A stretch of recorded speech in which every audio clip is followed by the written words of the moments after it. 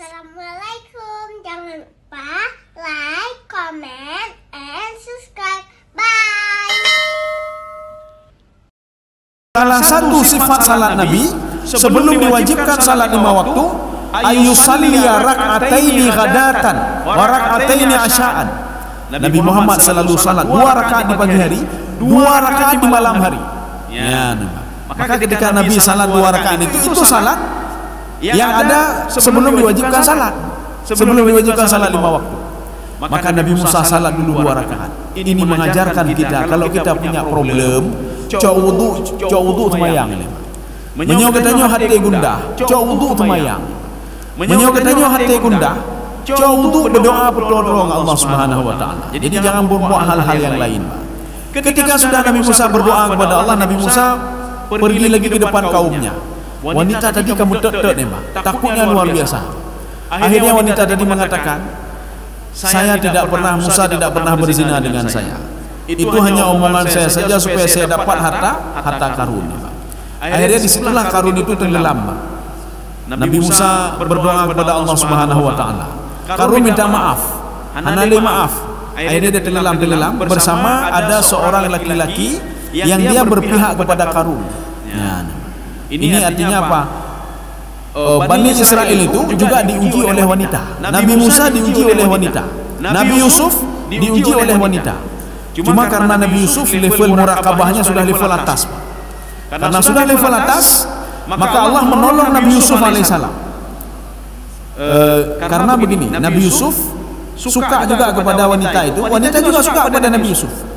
Kalau dalam cerita kan begini, wanita yang suka kepada Nabi Yusuf dan Yusuf tidak suka, itu tidak benar. Kenapa? Al-Quran sendiri sudah mengatakan hamma biha wa hamma bihi. Wanita tersebut suka kepada Yusuf, Yusuf suka kepada wanita tersebut. Tetapi karena Nabi Yusuf sudah level murakabah, level atas, dia terus dipantau oleh Allah. Apa kata Allah? Linasrifa anhu su', saya palingkan mukanya, kata Allah Subhanahu wa taala. Maka kalau orang sudah bertakwa kepada Allah, ada saja Allah mengarahkan sepilan itu untuk berbuat kebaikan, mengarahkan untuk berbuat ini, mengarahkan untuk berbuat itu. Karena Imam Al-Ghazali mengatakan begini, pada setiap manusia itu ada 2 bisikan. Yang pertama bisikan kejahatan, yang kedua bisikan kebaikan. Dari mana bisikan kebaikan? Dari mana bisikan kejahatan? Rupanya syaitan, iblis dan kelompok jin membisikkan sesuatu kepada manusia. Satu. Yang kedua, kelompok malaikat hafadzah rupanya. Ada malaikat 10 malaikat di samping kita ini.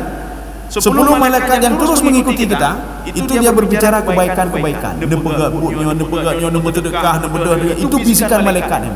Itu terserah kita. Apakah kita respon atau tidak respon? Makanya syaitan itu selalu membisikkan hal-hal yang merugikan kita. Selalu membisikkan hal-hal yang bisa menurut kita itu untung, padahal sebenarnya rugi. Kita lanjut. Ini hadis ini diriwayatkan oleh Muslim.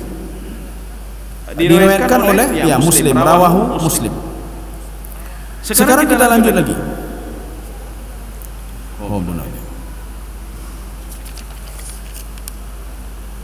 Sekarang hadis dari Abi Umamah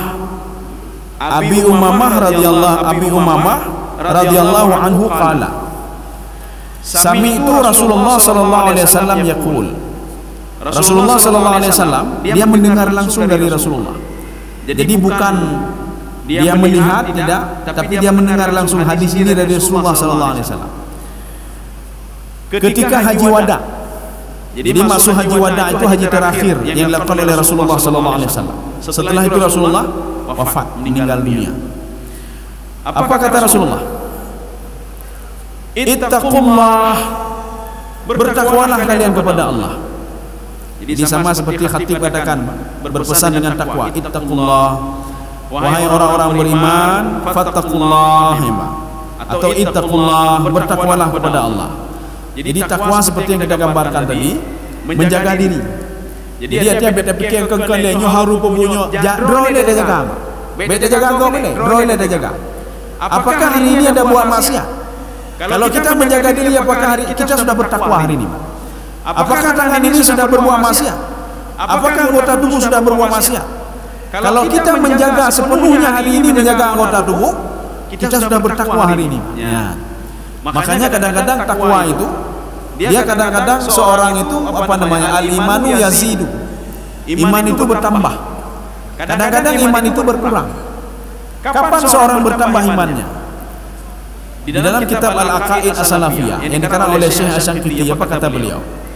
Al-imanu yazidu bita'ah. Iman itu bertambah karena seorang taat, seorang bertakwa kepada Allah. Ketika pagi ini dia keluar, dia menjaga matanya, menjaga mulutnya, menjaga tangannya, berarti imannya sudah bertambah. Kemudian al-imanu yang bil ma'siyah.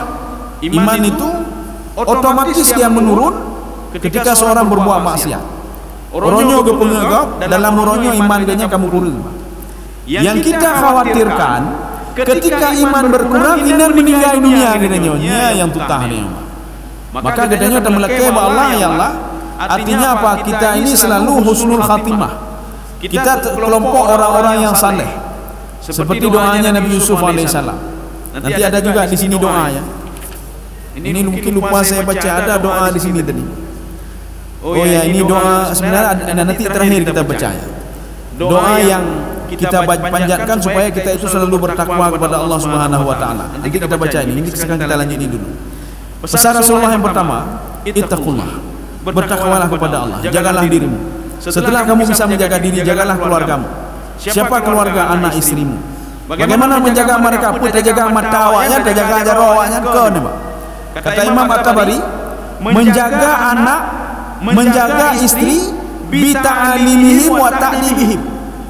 Mengajarkan agama kepada mereka dan mengajarkan akhlak kepada mereka. Niat menjaga anak.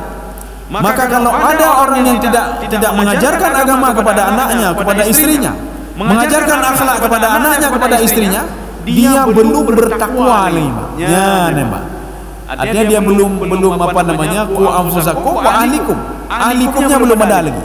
Dia belum menjaga keluarga lagi. Ya. Maka jino diawali dengan roh ini. Bagaimana menjaga roh? Baju yang hari. Bagaimana menjaga roh? Benaji kala 5 view. Bagaimana jaga roh? Teman nak leko. Bagaimana jaga roh? Ku ahli ko. Ya, Mbak. Nya jaga roh le. Nyo kita nyola le jaga ko. Roh makin bertambah haji laju. Ya. Kok meruto kita nyor ko. Kita nyor ko. Ini yang pertama, pesan Rasulullah yang kedua. Wasallu khamsakum. Jangan lupa salat 5 waktu kata Rasulullah. Oh, ba'diyahnya hana bubu pici. Qabliyah hana bubu pici ini, Pak. Tapi salat 5 waktu jangan lupa kata Rasulullah. Wasallu khamsakum. Jangan lupa salat 5 waktu. Yang ketiga, wasumu syahrakum. Jangan lupa juga puasa Ramadan. Ramadan baik tua puasa. Karena itu puasa wajib. Nyoba elane ngembubu sunat, ini puasa sunat karo puasa wajib hana ada pupuk ni, Pak. Puasa wajib lagi Pak, murah-murah puasa wajib. Ini yang ketiga. Yang keempat kata Rasulullah, wa adu zakata amwalikum. Bayar zakat hartamu. Kalau sudah masuk sudah masuk waktunya, sudah haul, bayar zakat hartamu. Maka nanti ada beberapa pendapat kalau kita lihat dalam fikih. Seorang menjual tanah, Yum tanah 700 juta. Ini kalau kita melihat begini, nasab itu berapa? Berapa hisapnya? Itu kira-kira 86 gram mayam. Kalau sudah setahun itu hisap itu 86 gram mayam. Kali itu 2 juta, 500 juta berdua. Kira-kira di bawah 100 juta atau di atas 90 juta. Kita jual tanah harganya 700 juta. Berarti menyatakannya katro hisap 700 juta. Ketika kita menerima duit, apakah harus kita bayar zakat waktu itu atau kita tunggu 1 tahun? Jawabannya bervariasi. Jawaban pertama, kita ketika tanah kita sudah terjual, harganya 700 juta, tetapi dibayarnya baju-baju bayi Pak, 50 juta ile, 60 juta ile, baju-baju, ya baju-baju. Tunggu sampai habis dibayar. Satu. Yang kedua, kalau dibayar sekaligus, maka langsung potong 2,5%. 2,5% langsung kok. Dari 700 juta emang. Cara yang ketiga, tunggu dulu sampai setahun. Cuma dikhawatirkan menyopreh ditun 700 juta kagak kabe. Watetro ditun hana lepeng dong kabe. Maka sepanjang tahun kita tidak bayar zakat. sepanjang tahun tidak bayar zakat. Maka untuk lepas daripada ini, untuk dapat tenang draw katanya, dapat beli harta dah. Ketika sampai itu bayi juga. Ketika draw bayi juga potong 2,5%. Kalau tunggu 1 tahun berarti 86 mayam. Nah, ada itu. Titik mendemai katanya takwa juga 2,5%. Ini lebih dikenal dengan zakat profesi. Zakat profesi. Contoh, seorang pun yang cecet ni, gecetnya. Mendemai tu nyo na bacut tu syafaat tu nyan. Nyo na bacut syafaat waktu ribe. Waktu ribe kau hanya 2,5%, 5 ribu cuma 5.000 mah. Kita ingin cari keberkahan harta 200.000 itu dengan kita keluarkan 5.000 itu. Maka Allah mengatakan khudh min amwalihim sadaqatan tutahhiruhum biha wa tuzakkihim biha. Jadi harta bunuh, pegli harta dan pegli hati, dua manfaat katanya. Harta ke pegli dan hati je pegli. Maka apa salahnya beda prende lun hana wajib zakat. Wadah ribe wajib zakat dalam pro nisab ni, Pak. Dapat itu dalam hitungan menit kabeh waktu ribe. Jadi ada supaya kita berkah, waktu ribe yang berkah, keluarkanlah 2,5%, Pak, 5 ribe-nya. Atau menyembah kumpoi je kumpoi dah 5 ribe. Kata kumpoi, jo juga ni yatim atau nyocok. Ya, Pak. Makanya menjual 5 ribu betul kan susah ni, Pak. Atau bisa juga kita lagi mesti itu 5.000 untuk membersihkan harta kita dan membersihkan diri kita. Wa ati'u umara'akum, patuhilah dan taatlah kepada pemimpin-pemimpin kalian, kata Rasulullah. Makanya di dalam hadis lain, hadis Arba'in Nawawiyah, Rasulullah mengatakan patuhilah pemimpin walau pemimpin itu walau ta'ammara alaikum abdun, walaupun pemimpin itu budak. Mana budak burung bodoh bangai, walaupun burung bangai bukan harus patuh, karena dia yang pilih maka harus patuh kepada budak itu, kata Rasulullah. Wa in ta'ammara alaikum abdun, walaupun yang pimpinnya itu adalah seorang budak. Imam An-Nawawi itu menyikapi hadis itu. Apa maksud hadis itu? Kalau kita patuh kepada pemimpin walaupun dia orang bodoh, walaupun dia orang seorang budak, mudaratnya satu. Bukan tanpa mudarat, karena dia itu pekerjanya memimpin banyak. Bukan ini budak. Dia tak bisa berbuat ini, tak bisa berbuat apa-apa. Budak, orang bodoh. Maka mudaratnya satu. Kalau kita tidak patuh kepada dia, mudaratnya dua. Sudah dia bodoh, kita tidak patuh lagi, Pak. Jadi mudaratnya dua. Untuk menghilangkan mudarat itu lebih baik patuh saja kepada dia. Tetapi dalam catatan kata Imam An-Nawawi, Pak, kalau dia menyuruh kalian untuk berbuat maksiat, menyuruh dia untuk berbuat sesuatu hal yang membuat jauh dari Allah, maka jangan pernah patuh kepada dia. Kita contoh, ibadah haji, nyo Jumaat beda ajak dia sembahyang Jumaat, nya hana patuh, Pak. Apapun dia katakan, hai long pemimpin, walaupun pemimpin, kamu lebih ya ke Allah. Kalau ada yang mengatakan haji dia sembahyang fardu, harum nya hana pak dengar, Pak. Mari kita berbuat maksiat, nya hana pak dengar, Pak. Walaupun dia pemimpin. Tapi kalau demi kemaslahatan, mari kita hadir Jumaat tepat waktu tuk kedai mandumnya kata pemimpin, walaupun hanya ajak Jumaat, Pak. Makanya kata Imam Nawawi, walaupun dia tidak pergi Jumaat, dia menginstruksikan kepada rakyatnya, mari kita salat Jumaat, kita sembahyang. Nya hukum la ilah menurut dari Allah Subhanahu wa taala. Maka wajib patuh kepada dia limaslahatin, karena demi kemaslahatan. Walaupun dia tidak berbuat, kata Imam Imam An-Nawawi. Seorang anak patuh kepada orang tua, nak ajak sembahyang, ya tangga sembahyang. Anak wajib patuh, anak wajib patuh. Kecuali ayah menyuruh anaknya, nak bet sembahyang le melewat tehnya, ya anak patuh, anak patuh. Sekarang kita lanjut lagi, Pak. Tadkhulul jannah, kalian akan masuk surga, kata Rasulullah. Maka syarat masuk surga itu bertakwa dulu. Takwa di awal. Kalau hati sudah beres, la insyaallah beres mendung. Menyo hati hana beres, nyeleh hana beres mendung. Makanya takwa itu pada posisi pertama. Ittaqullah. Nah, mungkin orang yang bertakwa tidak salah, tidak mungkin. Makanya kedua itu salah. Nah, mungkin orang yang bertakwa itu tidak puasa Ramadan, hana mungkin. Nah, mungkin orang yang bertakwa tidak bayar zakat. Nah, mungkin orang yang bertakwa tidak patuh pada pemimpinnya. Maka kesimpulannya, orang yang tidak salahnya ke orang takwa. Orang yang tidak puasa bukan orang takwa, puasa Ramadan. Orang yang tidak bayar zakat bukan orang bertakwa. orang yang tidak patuh kepada pemimpinnya bukan orang yang bertakwa. Nyona apa doa? Mungkin kita bisa membaca doa ini. Ya. Apakah habis salat kita baca? Atau mungkin ketika sujud ya, seperti arahan Rasulullah SAW. Ini makanya ada beberapa pemahaman hadis yang berbeda. Ketika Rasulullah mengatakan kepada Muaz bin Jabal, ya Muaz, bacakanlah doa ini fi akhirin, pada waktu akhir salatmu. Ada yang mengatakan akhir salat adalah akhirnya sujud terakhir. Ya, ini baca doanya. Ada yang mengatakan baca doa setelah habis kita salat, doa itu suruh panjatkan. Ya. Apa doa itu? An Abi Mas'ud radhiyallahu anhu. Dari Abi Mas'ud, ini doanya Rasulullah. Ya, doa Rasulullah, bukan Rasulullah mengajarkan orang lain, tidak. Ini doa Rasulullah. Anna Nabi sallallahu alaihi wasallam yaqul, Nabi bersabda, Nabi mengatakan, Nabi berdoa, Allahumma inni, hanya ke Nabi doa. Makanya kita bisa mengikuti doa Nabi. Makanya lihat nanti beberapa hadis dalam kumpulan-kumpulan hadis, ada doa-doa Rasulullah. Kalau kita ingin makbul doanya, ikutilah doa itu. Kalau kita ingin makbul, ikutilah doa-doa sahabat. Ikutilah doa-doa yang ada dalam Al-Quran yang sudah jelas diterima oleh Allah Subhanahu wa taala. Ini doa Rasulullah. Kita mungkin sering baca doa ini, cuma mungkin kita kurang tidak perhatian. Allahumma inni as'alukal huda. Ya Allah, saya minta petunjuk. Ya, saya minta petunjuk. Arti petunjuk, arahkan saya.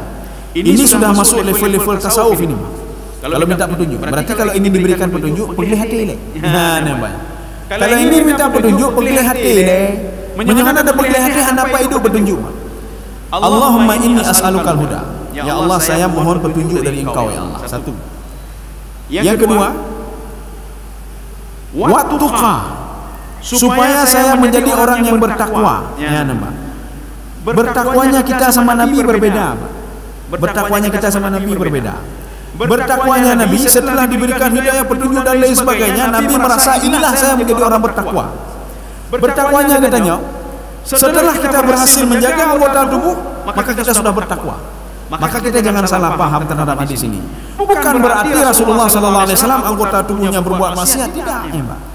Doa Rasul ini ingin mengajarkan juga umatnya. Beginilah doa kepada Allah. Nyo yang lelaki Allah, lelaki macam-macam. Lelaki macam-macam. Nyo lelaki-nya ya Allah, nyo thapo, nyo rumah beraya, nyo. Nyan menyo kata kuah mandung itu oleh Allah. Lelaki yang receh-receh ini kan yang buku receh-receh lelaki. Ya Allah, tanuh berluah tanuh lu ya Allah. Tanuh kubu lelaki ma. Tanuh kubu lelaki. Ya Allah, nyo lu mati pak kubu ya Allah. Ya banyak lelaki le. Lelaki nyo tanuh nyo ya Allah, beribu hektar berluah lo ya Allah. Tanuh kubu nyo lu mati lompat ya Allah. Tanuh kubu lelaki le. Lelaki yang kengkeng le ma. Ini makna wattuqa. Sudah. Yang kedua, yang ketiga, wal afaf. Apa itu afaf?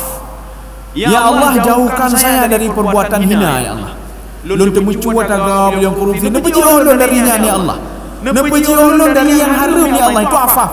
Afaf. Maka tidak akan pernah masuk surga orang yang yang bakhil. Bakhil kering, hanya ada surga. Bahkan karakter dia itu karakter keras.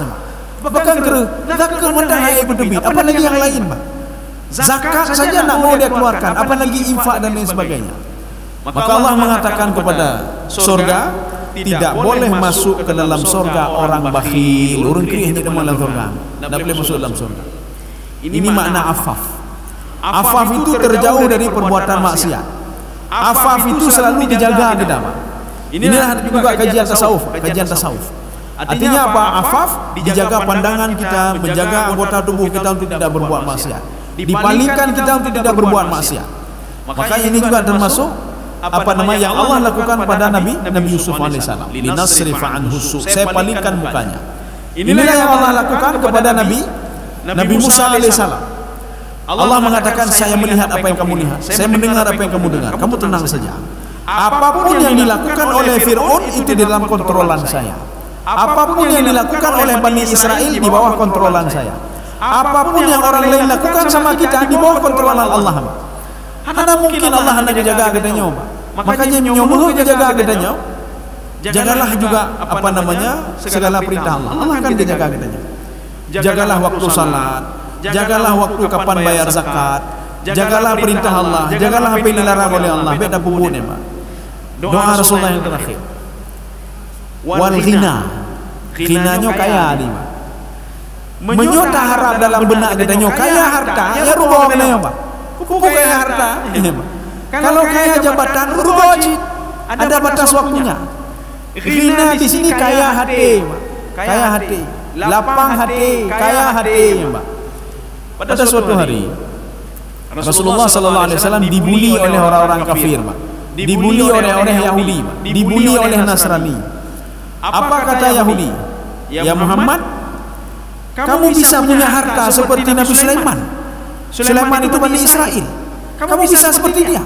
Kamu hidup sudah seperti ini, katanya. Kamu bisa seperti dia. Nabi Muhammad diam saja. Kemudian ditanya lagi oleh Nasrani, kamu bisa seperti Nabi kami, Nabi Isa alaihissalam. Yamshi 'alal ma', dia berjalan di atas air. Kemudian Yahudi juga mengatakan, kamu bisa seperti Nabi Nuh alaihissalam. Diberikan karamah oleh Allah Subhanahu wa taala.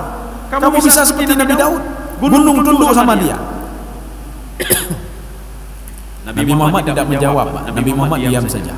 Ketika itu turunlah ayat Al-Quran, Alam nashrah laka sadrak. Ya Muhammad, nikmat yang paling besar itu, nikmat yang paling berharga itu lapang dada. Ya, nampak lapang dada. Katanya tenang dulu, Pak. Hana karungan anu, hana karungan nino, hana karungan tetangga, hana karungan jamaah, hana karungan lapang dada. Dalam hidup kita selalu lapang dada kita. Kita menikmati hidup. Itulah konsep menikmati hidup, kata Imam Ghazali. Imam Ghazali mengatakan konsep menikmati hidup itu adalah ridha. Ridha terhadap keputusan Allah. Maka seorang tidak lagi gapuh hana gapuhnya tengok pulau baju, hana gapuh, Pak. Nyoni lu di bantu lapeng tan teputan, hana gapuh, Pak. Dia nikmati hidup itu, Pak. Kenapa dia yakin Allah tidak mungkin membiarkan dia begitu saja? Nyatanya urun temayang, karena mungkin kepemilih oleh Allah. Membinatang hana kai gejok rezeki oleh Allah. Metumbuhan hana kai gejok rezeki oleh Allah. Coba lihat, setiap tahun musim bodrin. Nah, hana gejok oleh Allah, hana. Musim rambut, musim langsat, musimnya musim diberikan nikmat oleh Allah kepada tumbuh-tumbuhan itu. Binatang. Setiap tahun adalah kita berkurban, tapi hana apa-apa, Pak. Terus diberikan. Lemau teman-teman menambah, hana lemau yang kurung gini biju-biju ni, Pak.